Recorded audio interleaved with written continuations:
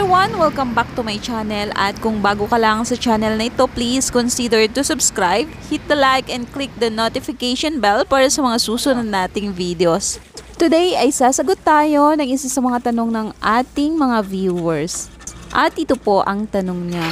Magkano po ang binabayad ninyo sa labor ng nagbebenta per day?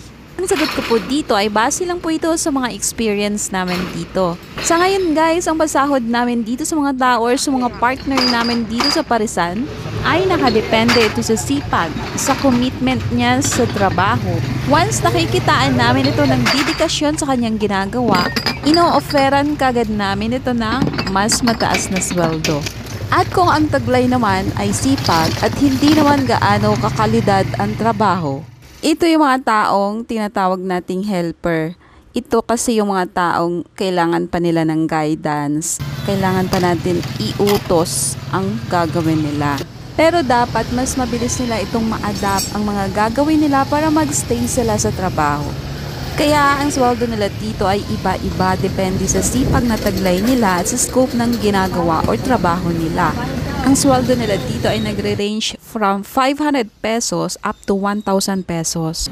At ang mga ito ay stay-in. Ang benefits nito ay libre ang bahay, pagkain, kuryente at tubig. May mga times na kumukuha kami ng tao sa labas kapag kinukulang kami ng tao at ino-offera namin ito ng 600 pesos per day. Libre Sa food. almost 8 years na itong Parisan dito sa kanto, ang owner dito ay hindi nagsisweldo para mas makadagdag sa puhunan.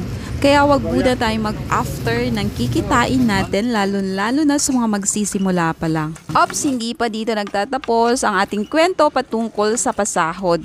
Isisingit ko muna dito ang isa sa mga komento ng ating viewer.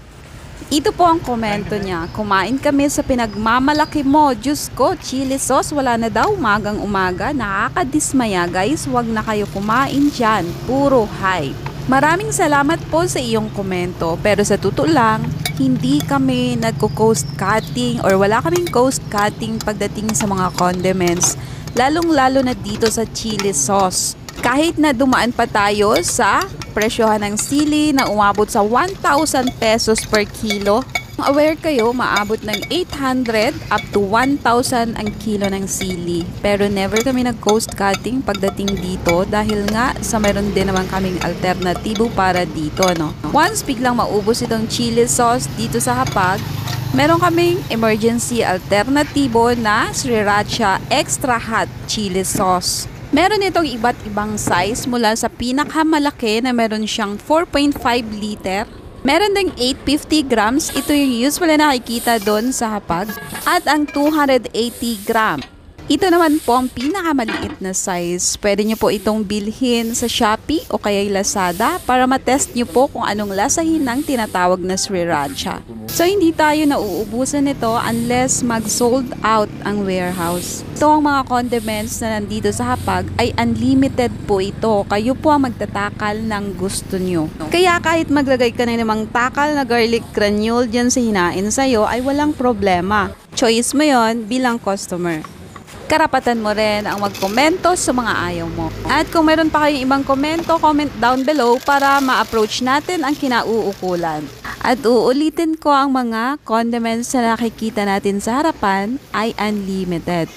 Wala tayong tinatawag na coast cutting para dito. At kung wala naman kayong nakita, huwag kayong mahiyang mag-approach sa kahit sino dito para mas maibigay ang kailangan nyo. Ngayon guys, balik tayo dito sa tanong na, magkano ang sweldo ng tao? Pero alam nyo guys, kapag magsisimula kayo sa ganitong negosyo, dapat hands-on kayo, no? Para alam nyo ang kikitain nyo at para alam nyo rin ang magiging isasahod nyo sa magiging tao.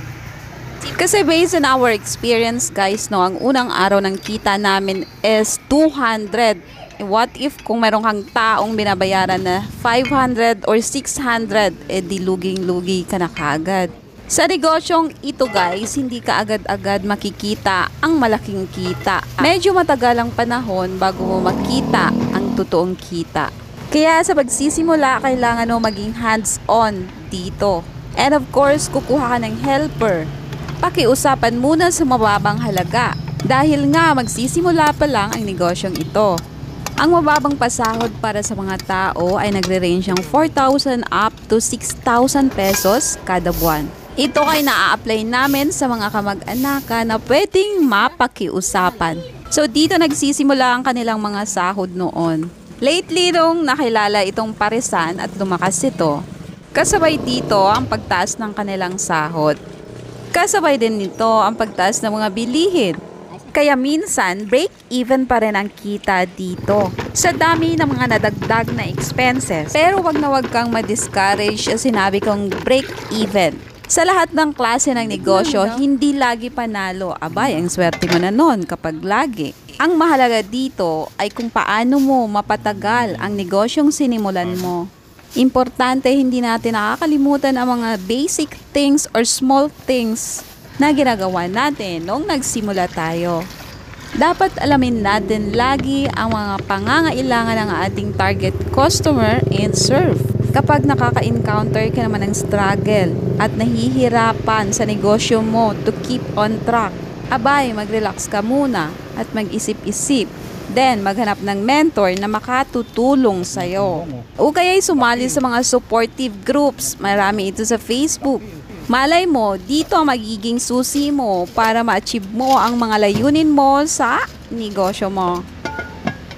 At ito nga guys, exactly 6:30 AM, natatapos ang pagluluto namin ng pares at ang kanin.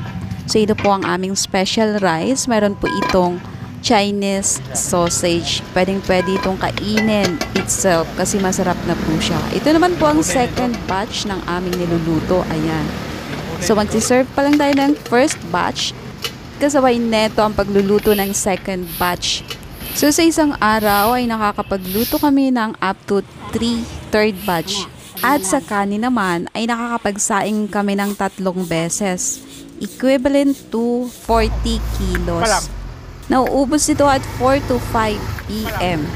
Pero madalas hindi na kompleto ang nasa list ng menu at 1 p.m. So marami na itong kulang pagtapat ng 1 p.m. Usually ang natitira is pares, mami na lang pagdating ng 1 p.m.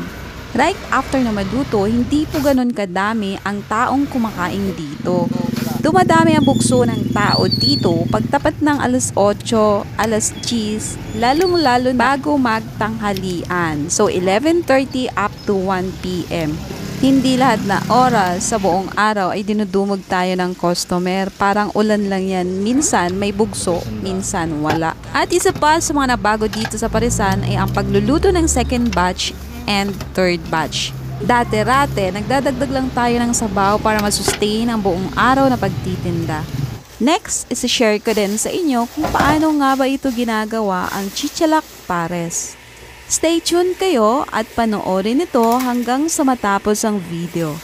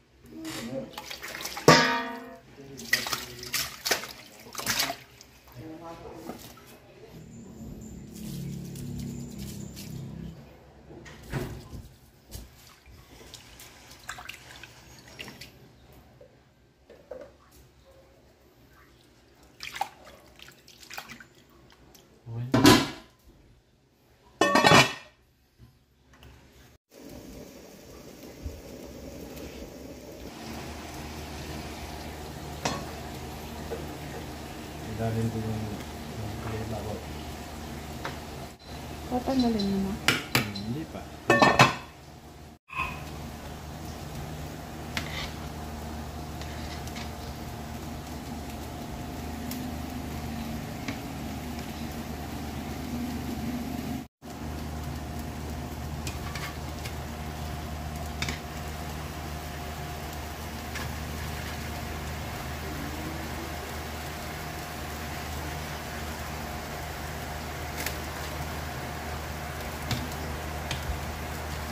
Ano?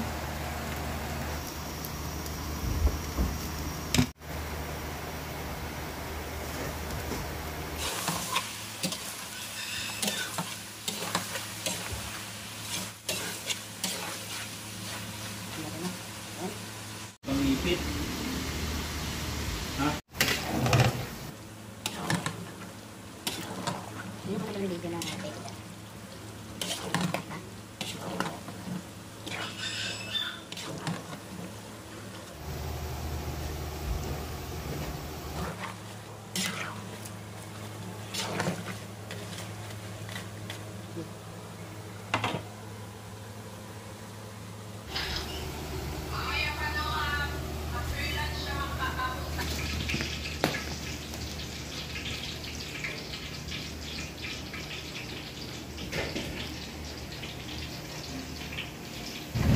Sige, Rachel. Ano ito? Silak din si Kuya. 갑자기 내게 나타나준 너 난 아무 말도 할 수가 없었지 첫눈에 반한다는 이야기가 널 보는 순간 이해가 됐어 매번 야야야야야 불러 널 야야야야 내 맘을 고백하려고 타이밍만 보는 나 그런 나를 넌 보며 왜 그러냐고 묻네 너 때문에